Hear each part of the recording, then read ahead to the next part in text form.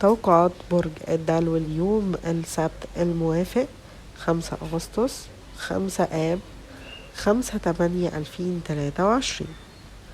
بالنسبة ليك النهاردة يا دلو، هتكرس نفسك لأمور كتيرة عندها اهتمام روحي، هيجيب ليك سلام، هتتجنب انك تستسلم للاستفزاز، هتحاول تحافظ على هدوءك اكتر. بالنسبة ليك مهنيا، هتتقدم في الشغل وده هيبقى مصدر قلق للأشخاص اللي حواليك.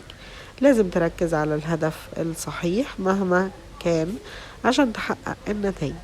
بالنسبة ليك عاطفيا، هتحاول تبني الثقة في شريكك من خلال انك تسترخي وتهدأ، هتبنيها في كل المواقف اللي بتبقى بتساعدك عشان تحافظ على السلام في العلاقة. بالنسبة ليك ماليا، محتمل انك يتم تكبيد نفقاتك الإضافية، هتبقى عندك إمكانية الادخار صعبة جدا في اليوم ده. بالنسبة لك صحيا، محتمل تعاني من آلام في الساقين، هتفيدك التمارين البدنية بشكل كبير النهاردة عشان تتخطى الألم ده.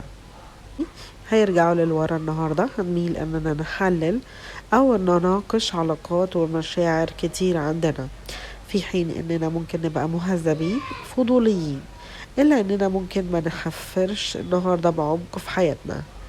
الشمس وبرج الأسد بيقضوا القمر يومه في برج الحمل، هنبقى متناسقين بعد ظهر اليوم، ممكن نبقى متحمسين وتفاعليين. هنحس النهاردة بأن برج الحمل عنده بداية جديدة على مستواه العاطفي، هتبقى بتشغل بالنا في الفترة الجاية وهنبقى خايفين منها شوية، لكن الأمل دايما موجود، مفيش داعي للقلق زيادة عن اللزوم. كل اللي مكتوب هيحصل لينا، بس لازم نعرف نتعامل معاه بشكل أحسن. لازم نبقى قدوة في حياتنا للأشخاص الأصغر مننا في السن. لازم نبقى حذرين أكتر لما نبقى بنختار اختيار في حياتنا ممكن يبقى لو عندنا تفكير فيه غلط مرة تانية. بالنسبة لينا في تفاصيل كتير لازم نبقى حذرين من خلالها الفترة الجاية عشان نعرف نستفيد بيها في حياتنا الجاية. بالنسبة ليك النهاردة دي كل توقعاتنا.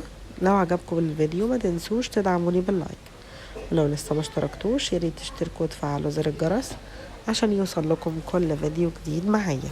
انا بكبر بيكم وبدعمكم ليا.